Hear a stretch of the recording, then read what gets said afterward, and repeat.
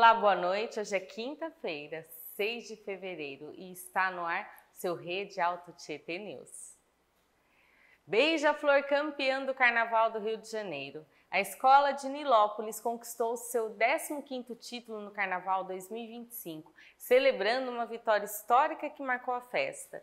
E olha o presente que o neguinho da Beija-Flor ganhou na sua despedida, né? Na sua aposentadoria dos vocais, Neguinho recebeu uma homenagem de mérito, simbolizando o carinho e respeito de todos os membros da agremiação.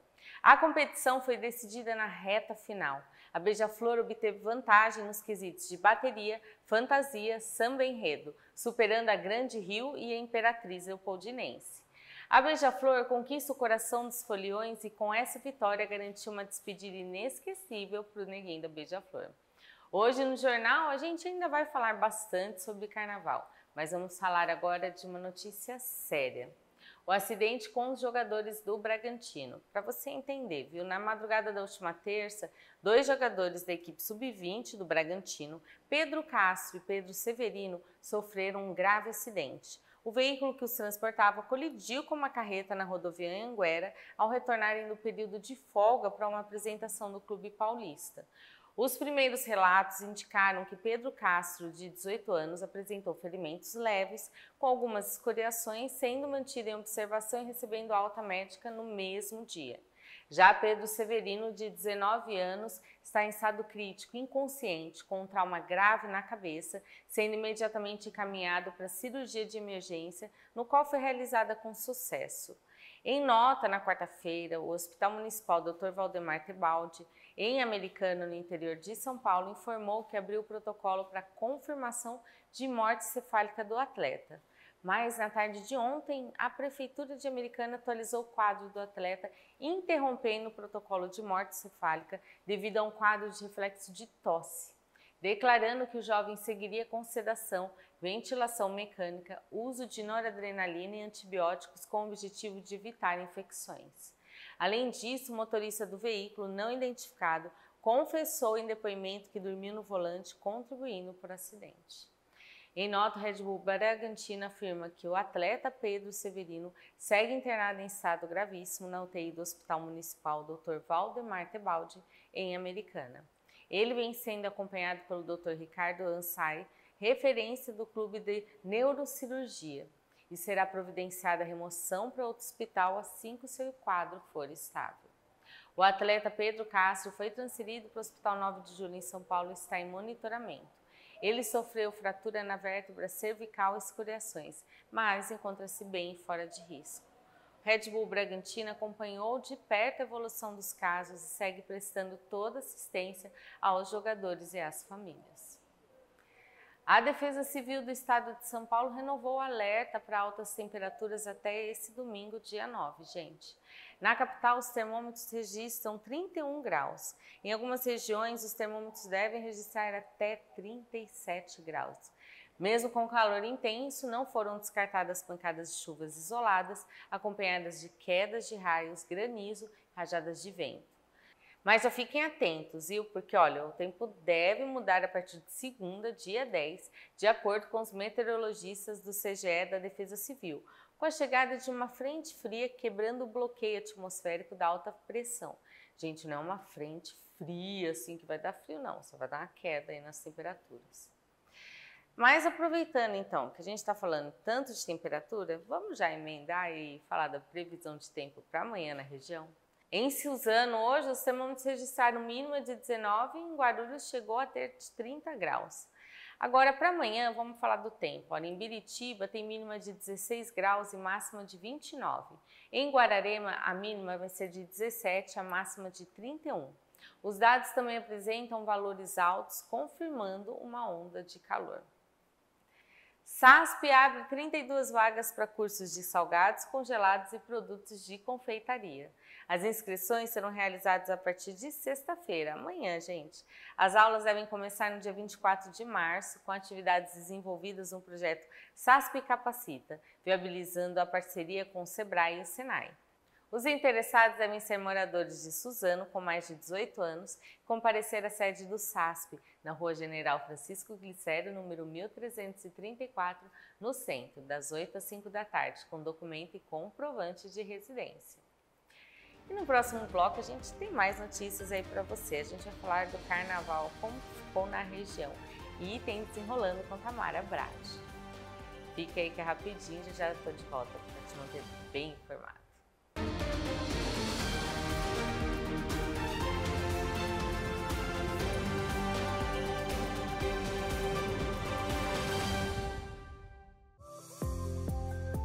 Você sabia que a sua visão merece cuidados especiais em todas as fases da sua vida? Seus olhos não tiram folga e a saúde deles faz toda a diferença no seu bem-estar. Aqui no Hospital de Olhos Alto Tietê, oferecemos exames de rotina para acompanhar a saúde ocular, cirurgias avançadas com equipes altamente preparadas, tratamentos modernos como vitrectomia para descolamento de retina, controle de retinopatia diabética grave e outros casos delicados. Além disso, contamos com tecnologias de ponta, como topógrafo de córnea, microscópio especial e equipamentos que detectam as doenças oculares mais complexas. Não deixe a sua visão esperar. Agende hoje mesmo a sua cirurgia ou a sua consulta aqui com os melhores especialistas da região no Hospital de Olhos. Tá procurando produto oriental de qualidade? Você precisa conhecer a Sencha. Aqui você encontra de tudo. Mas hoje eu vou te falar sobre o shibazuke. Você conhece? O shibazuke é uma conserva agridoce com aquele azedinho da ameixa japonesa.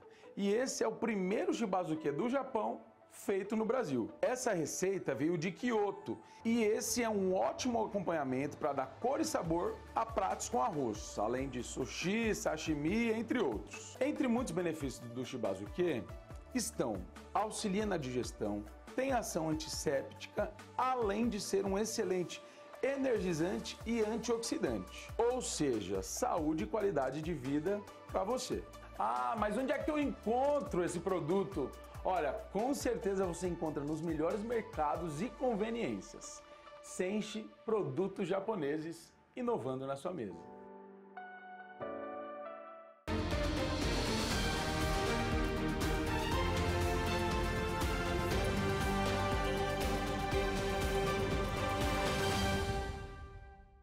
O assunto agora é folia em Mogi das Cruzes. No baile Abre Alas do Clube de Campo, mais de 500 foliões se reuniram no Salão Social Wilson Cury na noite de sexta, dia 28. A atração musical, sob o comando de Anderson Cici e Banda, embalou o público com marchinhas e sucessos carnavalescos. Uma bateria de escola de samba encerrou a noite com muita energia. Então, você que é de Mogi ou da região, se não aproveitou esse ano, ano que vem garanto que tem mais, viu? E no Parque Municipal Max Pfeffer, em Suzano, 32 mil pessoas foram recebidas durante os 3 dias de folia no parque, no dia 1, 2 e 4 de março. A programação organizada pela Secretaria Municipal de Cultura incluiu concurso de fantasia, aula de dança, brinquedo inflável e apresentações de escolas de samba, reunindo crianças e adultos numa festa inesquecível. Já no centro de Itaquaquecetuba, na Praça Padre João Álvares, 1.500 pessoas curtiram o carnaval numa tarde de sol com apresentações de bloco, marchinha, distribuição de brindes e sorvete, marcando também uma folia vibrante. Guararema não podia ficar de fora, né? Que lá é muito destaque. Olha, movimentou cerca de 60 mil foliões ao longo de todos os dias. Os 4 dias de folia contaram com participação de moradores da própria cidade e também de municípios vizinhos, incluindo regiões do Alto Tietê e do Vale do Paraíba. A festa começou antes dos tradicionais 4 dias, com o 7º concurso de marchinhas carnavalescas e um pré-carnaval, contando com a presença de 4 blocos. Em todas as atividades houve revista em todos os pontos de entrada, controladores de acesso, segurança, equipe de trânsito, limpeza e policiamento de prontidão. Além da música ao vivo, do cortejo de blocos e das matinês infantis, a folia também foi agitada nas redes sociais. A prefeitura compartilhou fotos e vídeos em tempo real. Nossa, olha, depois desse movimento aí de carnaval, Agora o assunto é outro, vamos falar de amor. Hoje a Tamara Bratti vai começar a explicar pra gente como são os signos do amor. Olha que legal! Você que é ariano ou se relaciona com alguém de Áries não pode perder. Tamara Bratti, conta pra gente como é que é o signo de Áries no amor. Oi Manu, tudo bem? Olha, começando o mês de março falando sobre amor. Ainda mais porque sabemos que o carnaval passou e a maioria das pessoas ainda buscam seus amores. E nesse mês falaremos sobre como os signos são no amor, viu? Vamos começar por Áries? Olha, Áries no amor é intenso, apaixonado e direto. Regido por Marte, o planeta da ação, ariano, ele é um amante entusiástico que busca aventura e emoção no relacionamento. Quando se interessa por alguém, ele não hesita em demonstrar seus desejos e as suas intenções de forma clara, objetiva e aberta. Eles são conhecidos por serem impulsivos e podem ser rápidos em se apaixonar, mas também podem se desiludir com a mesma velocidade. Em um relacionamento, Áries valoriza a honestidade, a autenticidade, preferindo alguém que possa acompanhar o seu ritmo acelerado e a sua energia, porque eles são muito ligados. Ao mesmo tempo, também podem ter dificuldades em lidar com a rotina ou com relacionamentos muito previsíveis. A paixão e a emoção para arianos precisam estar sempre presentes para que eles se sintam felizes. No entanto, eles também podem ser um pouco impacientes ou temperamentais, o que pode gerar desafios se o parceiro não souber lidar com esses altos e baixos emocionais, viu? Olha, vou falar uma coisa para você que está aí do outro lado. Em resumo, Áries no amor é uma combinação de entusiasmo, coragem e, por vezes, impetuosidade, tornando os relacionamentos com esse signo sempre muito intensos e cheios de energia. Para quem gosta, vai uma boa. Vai se dar super bem com Áries. Olha, conheço muitos arianos e eu posso dizer que realmente vale muito a pena. Semana que vem eu volto com mais um Desenrolando para falar dessa vez sobre touro no amor. Como será que é o taurino, hein? Semana que vem eu volto para contar para você. Beijo e até lá. E no próximo bloco tem as novidades do esporte com o Lucas. Fica aí que é rapidinho, já eu tô de volta, porque tem notícia boa para alguns e notícia ruim para muito time também, né?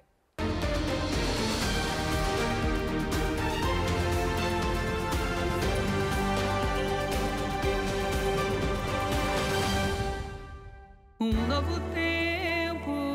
Há 190 anos, a Assembleia Legislativa cria e aprova leis, fiscaliza e leva São Paulo para o futuro. Estamos crescidos, estamos mais vivos.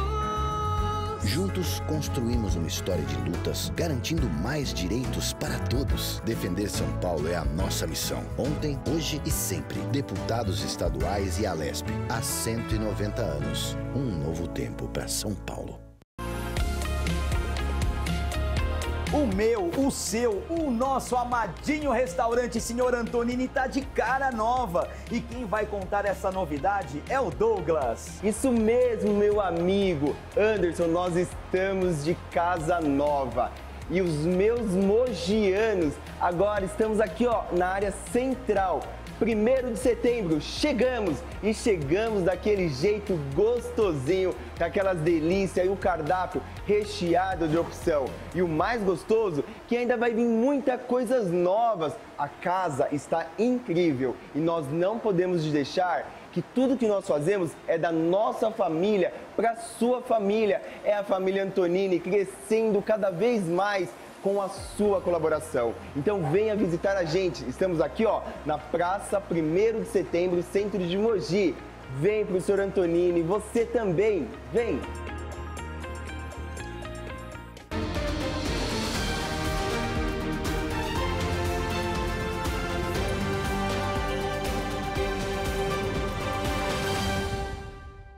E a gente já tá de volta aqui com o Lucas. Tudo bem, Lucas? Tudo certo, Manu? Lucas, você chama? Eu chamo, posso chamar aqui? Pode. Tá no ar o Resenha na Rede.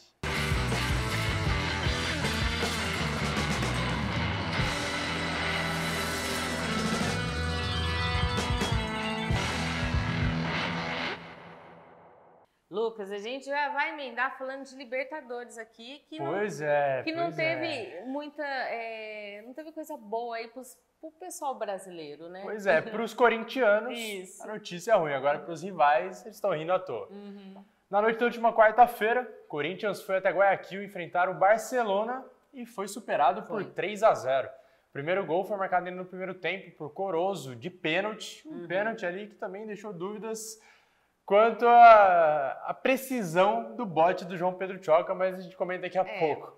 A equipe da casa ampliou com o Riveiro, ainda no segundo tempo, e finalizou com o Corozo mais uma vez. Aí sim, um contra-ataque rápido, depois de uma falta ali mal cobrada pelo time do Corinthians, tomou um contra-ataque. E aí sim, ele só parou dentro do gol. O Hugo Souza de novo tentou sair para antecipar aquele corte da defesa e a bola acabou sobrando no pé do atacante, que não tem nada a ver com isso. Mandou para o fundo do gol.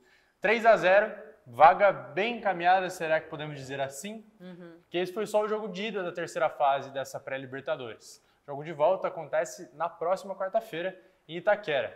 Então, aos olhos da matemática, é difícil. Podemos dizer que é uma classificação encaminhada para o Barcelona. Mas a gente sabe como que é o futebol, sabe como que é o Corinthians jogando em Itaquera, né? A gente já teve histórico de, não só do Corinthians, assim, de outros times que correram atrás, foram atrás ali, conseguiram buscar. É difícil. O placar foi aumentando, um gol ali já fica nos 2-0, você já fica ali coração na mão. 3-0, o pessoal já fala, já perdeu, já tá entregue. Não sei o que aconteceu com o time ontem. Na verdade, a gente comentou aqui nos bastidores e no nosso resenha passado, que se o time do Corinthians ficasse do jeito que estava com o primeiro jogo, que era um time mais fraco, assim, né, por assim dizer, ele não ia se sair bem e foi o que aconteceu, né? Exatamente, só que a gente não esperava 3-0, exatamente. Ramon mexeu na escalação, uma escalação que a gente não tinha visto até então nessa temporada, e mais uma vez ele prejudica o time num jogo de mata-mata. A gente lembra contra o Flamengo na Copa do Brasil do ano passado, jogo de ida, uma escalação diferente, até com o Héctor Hernandes de titular naquele ataque. Corinthians perdeu por 1-0 no jogo de volta em Itaquera. Não conseguiu fazer nada, ficou naquele 0-0 eliminado. Contra o Racing, não conseguiu fazer resultado em casa. Na volta, também mudanças questionáveis, uma escalação questionável muitas vezes. Também não deu certo. Dessa vez ele veio ali com 3 zagueiros, um zagueiro mais rápido, que é o João Pedro Tchoca. Tivemos também o Gustavo Henrique e o Félix Torres. Mas não deu muita liga, se é que podemos dizer assim.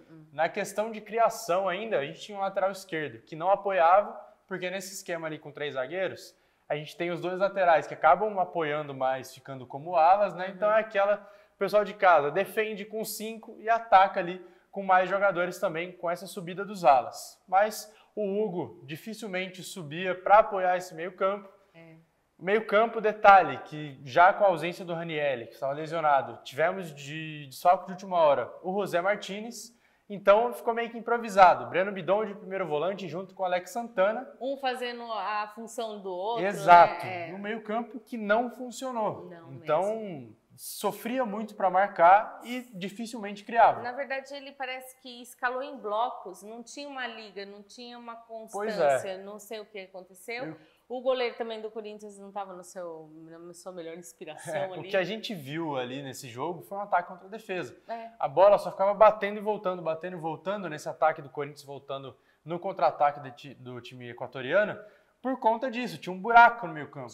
O Garro, a única vez que pegou a bola num lance ali que podia ser de perigo, teve 2 chances de fazer o passe para o Alberto finalizar. Acabou segurando demais. E aí perdeu, até o pessoal vai lembrar aquele lance contra o Racing na semifinal da Sul-Americana do ano passado, que era só tocar pelo lado também, que sairia muito provavelmente o gol, mas o que a gente viu dentro de campo foi isso. Corinthians mal escalado, Corinthians que mal conseguiu atacar, e aí depois também mudanças a rodo no segundo tempo, que não surtiram efeito, né? Não surtiram. O pessoal pode falar assim, mas o Corinthians está sobrecarregado, jogou ali no final de semana, no meio da semana, agora vai jogar no domingo. Sim. Mas assim, o time está preparado para isso e a escalação e o tipo de jogo deixou o time parece mais cansado ainda. Né? Pois é, então a gente viu um Corinthians terminando 2024, jogando muita bola, sendo cotado ali como até favoritos para algumas competições nessa temporada, mas dentro de campo esse ano a gente não viu ainda um desempenho que justifique isso. Não. Ah, verdade, líder do Paulistão. Sim, mas é obrigação, né? Contra as equipes, claro, com todo respeito, mas equipes de menor investimento, de menor expressão, e que dentro de campo a gente tem um Corinthians com uma folha salarial muito alta.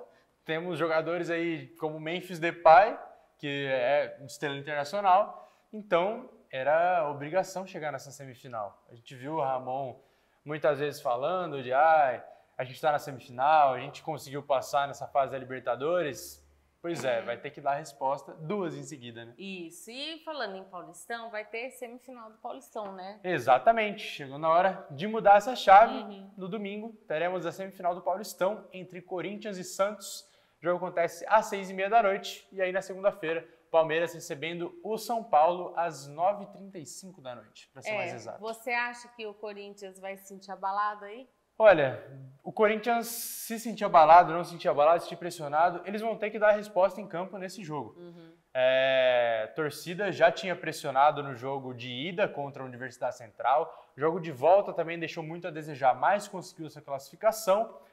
E agora não é diferente. O Gaviões, né, soltou nota falando que foi lá apoiar tal, mas não aceita essa postura do Corinthians e realmente não faz sentido. Os jogadores vinham ali já com essa rotação no elenco para alguns descansarem e tal. A gente viu essas muitas mudanças rapidamente no time, né? Então, Memphis saindo, o Thales Magno entrando já no final, o Rodrigo Garro saindo. Corinthians meio que abriu mão desse jogo e aí pensou só na volta. Só que agora o Ramon vai ter um problema, porque ele pega um Santos descansado, um Santos em alta. Isso. O pessoal até feliz da vida, né, que se classificaram no último final de semana, foram curtir o Carnaval no Rio de Janeiro. Tá ainda agora do Neymar. Pois ali, é, vamos ver então, como é que vai a ser. pressão fica pro lado do Corinthians. E o jogo de segunda-feira teve reclamação por ser um jogo de semifinal, né? E Exato. ser numa segunda-feira também, Exatamente. O São Paulo, assim que foi definida ali aquela data e o horário dessa partida, o São Paulo já emitiu uma nota, já falando, reclamando, se posicionando sobre essa decisão, porque questiona o calendário da FPF, né, entende a importância dos jogos acontecendo no sábado e no domingo, e aí a gente tem um sábado sem jogos, e aí no domingo o Corinthians jogando, então passando essa decisão para a segunda-feira, e o São Paulo falando que afeta diretamente no planejamento deles, porque aí o pessoal não pôde participar da reunião que tem ali, comissão técnica, elenco e tal, mas Enfim. assim, são questões. Sábado... Se decide em casa, gente. Vai se decidir em campo e Exatamente. a gente segue assistindo, né? Mas só para explicar, pessoal, por que não acontece no sábado? Temos show no Allianz Parque e também obviamente não seria só por essa questão, mas tem o desfile das campeãs do Carnaval. Então teremos ali, por exemplo, a Gaviões da Fiel na rua. Então você imagina, a Gaviões junto com o pessoal da Mancha Verde, o pessoal da torcida de São Paulo. Jogo no domingo e o jogo na segunda. E tá exatamente. Isso.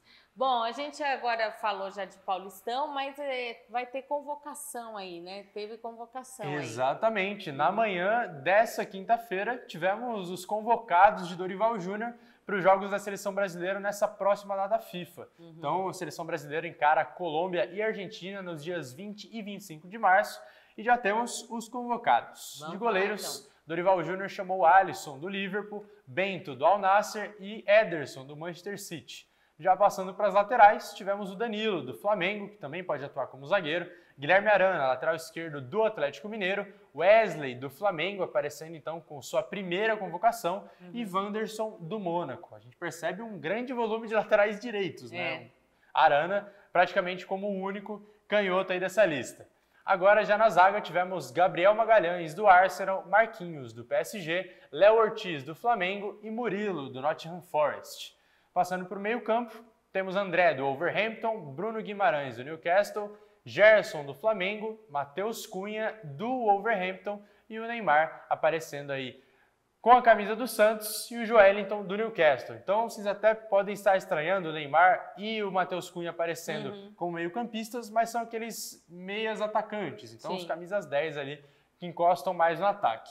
Aí, falando do setor ofensivo, já do ataque propriamente dito, temos Estevão, do Palmeiras, João Pedro, centroavante do Brighton, Rafinha, do Barcelona, Rodrigo, do Real Madrid, Savinho, do Manchester City, e Vinícius Júnior, do Real Madrid também. Olha, a gente teve muito nome aí que já acompanha aí na seleção, alguns nomes novos. Vamos ver o que vai dar. O que eu não gosto, e eu acho que, eu não sei se isso prejudica ou não, é essa convocação em sempre ter um nome diferente. Tudo bem que você tem que testar os jogadores. Sim. Nunca dá uma liga, né? Assim, parece que eles não é uma reclamação que algumas seleções de alguns países chegam a treinar anos antes, ali do mesmo jeito, acompanhar e fazer um crescimento junto. Porque você precisa, naquele olhar, saber já identificar o que seu colega ali de campo tá querendo passar para você, né? Exatamente. É que acontece, a seleção brasileira, ela tá numa mudança de ciclo, né? A gente tinha até aí o ciclo de 2022 da Copa do Mundo, nomes ali que já vinham sendo convocados, como você falou, há anos. Então, de 2016 para 2022 foi um ciclo muito forte ali da seleção nas eliminatórias com o Tite. Claro, não conseguiu o retorno esperado nas Copas do Mundo de 2018 e 2022, mas tinham muitos nomes já consagrados e ainda em alta ali, que a gente vinha vendo com uma certa recorrência nas convocações. Sim. Mas agora é o momento de virada de ciclo. Então, a gente vê nomes, por exemplo, já fora, Thiago Silva, Marcelo, jogadores das antigas, assim, vamos dizer, da seleção, que não podem mais ser convocados por conta da idade, já se aposentando aí alguns do futebol. E agora os nomes novos aí. Isso, temos os testes. Então, a gente vê nomes como Marquinhos, Neymar, Alisson, Ederson, que já vinham daqueles ciclos e permanecem para ajudar a estruturar essa seleção brasileira. Então, num destaque ali para o meio-campo, por exemplo, é um meio-campo completamente diferente do que a gente tinha na última Copa do Mundo. Então, a gente tinha Casemiro, Paquetá, nomes assim, que não aparecem. Paquetá, na verdade, está lesionado, então seria muito difícil ele aparecer agora. Mas, para exemplificar, que o Dorival vem tentando mesclar essa experiência de alguns jogadores com a seleção com essa juventude. Calouros e veteranos, né? Exatamente. Então, a gente tem nomes em ascensão agora, como, por exemplo, o Gabriel Magalhães. Não é tão conhecido na torcida brasileira, porque fez sua carreira lá fora, mas vem se destacando no Arsenal. E aí tem a juventude do Murilo, por exemplo, que era do Corinthians, vem brilhando lá no Nottingham Forest. E aí no ataque, nosso trio ali que a gente conhece bem, de Vinícius Júnior, Rodrigo e Rafinha, que brilham em Real Madrid e Barcelona, mas na seleção recentemente vem sendo complicado. Então, é uma questão para a gente se atentar e ver como que o Dorival vai fazer para encaixar esse time. Isso. Ele só convocou um centroavante, que foi o João Pedro, então a gente pode ver, quem sabe, um Rodrigo ali de falso 9. Vamos ver como que o Dorival vai escalar essa equipe, principalmente com o retorno do Neymar. Porque o Neymar volta a ser convocado pela primeira vez depois de 2 anos. Ele teve essa grave lesão no joelho, bastante tempo para retornar.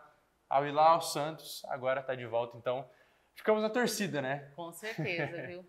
Bom, Lucas, agora vamos deixar o futebol de lado, porque tem Superliga, tem Suzano Vôlei, que não tem notícia boa, né? Exatamente. Infelizmente, Suzano foi superado pela equipe do SESI por 3-1 nesse último final de semana e com essa derrota caiu uma posição ali na tabela. Suzano antes ocupava a 6ª colocação, agora é o 7º colocado da Superliga, mas já não tem tempo para se lamentar muito não, viu? Assim como a gente estava citando ali a pressão de Corinthians, a seleção brasileira, tem que dar a resposta rapidamente, porque a equipe enfrenta o Praia Clube nesse domingo, às 5 horas da tarde. O jogo acontece fora de casa mais uma vez. Não dá para contar ali muito com o apoio da torcida, tudo, mas vamos ver como é que o Suzano Vôlei se sai, porque foram muitos jogos dele chegando, às vezes indo bem, chega no tie-break e perde. Pois é, mano. Aí numa dessa ia cair a posição também, né? Exato. Então, Suzano agora já precisa reverter esse quadro, já buscar as vitórias novamente, para, já como a gente falou no último resenha, já se encaminhar ali para confirmar o quanto antes a vaga nesses playoffs, né, no mata-mata da Superliga. Isso. E no NBB, no basquete, o nosso Mogi Basquete também não tem notícia boa. Também perdeu, Manu. Jogando no Rio de Janeiro, a equipe do Desk Manager Mogi Basquete foi superada pelo Vasco por 104-82, com direito aí a um último quarto avassalador. Então, para ter noção, parcial mais ou menos de 33-16 nesse último quarto. Começou uma partida muito equilibrada, mas os 2 últimos quartos ali a equipe do Vasco se sobressaiu e cresceu muito na partida, então conseguiu sair com essa vitória dentro de casa. Já tem um próximo jogo. Exatamente. Assim como o Suzano Vôlei, o próximo desafio da equipe será fora de casa. Então, no dia 12 de março, a equipe do Mogi Basquete enfrenta o Pinheiros às 8 da noite. Nossa, vamos torcer aí tanto pro Mogi Basquete, Suzano Vôlei, para representar bem a nossa região e tentar aí se sair bem, né? Voltar, principalmente Suzano Vôlei, voltar aí para a posição e o Mogi Basquete se encontrar nas vitórias, né? Exatamente. Olha, Manu, eu sei que a gente já parou de falar de futebol, mas recentemente a gente fez essa brincadeirinha. Quero ver como é que vai ficar agora. Temos os jogos, né, domingo e segunda, para você quem passa primeiro de Corinthians e Santos. Então, eu achava que era o Corinthians. Eu vou continuar apostando no Corinthians, mas com muita dificuldade eu acredito que ele vai passar. Certo. E agora entre Palmeiras e São Paulo? Eu acho que vai dar São Paulo. Olha... tô indo bem arriscado. Eu sei que o Palmeiras é meio favorito ali, mas o São Paulo ele tá um time bem equilibrado. Então eu vou dar uma chance aí pro São Paulo. Certo. Eu tô com você nesses dois palpites, acredito também. Essas classificações de Corinthians e São Paulo, verdade. Os dois estão deixando a desejar, de pegar ali em comparação com os rivais de agora, por exemplo.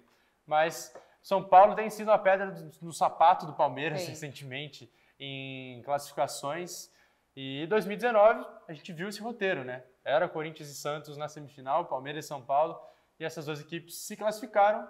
Vamos ver agora como que fica, mas na semana que vem a gente traz aí sim a definição aqui para vocês.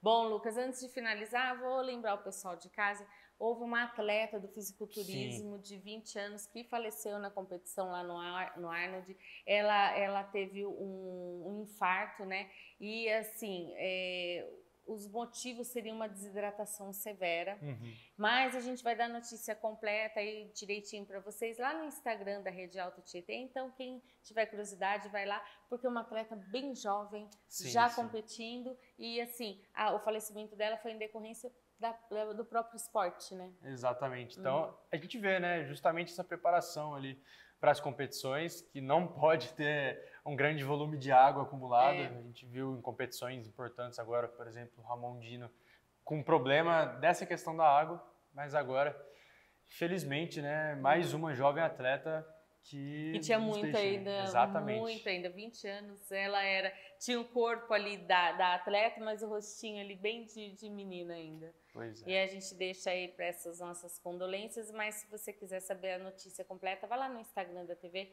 que lá tá explicando tudinho para vocês. Lucas, semana que vem você está de volta com muita notícia, muito esporte, algumas definições pra gente, né? Vamos ver como é que vai ser, né? Com certeza. E vamos ver se a gente vai acertar os palpites também. Exato. Então, segunda-feira, já com definições. Isso. Gente, amanhã tem muita notícia boa. A gente vai falar um pouquinho do Dia da Mulher. E tem um Tá na Tela com o Lucas também, né? Exatamente. Te aguardamos. Até mais. Até.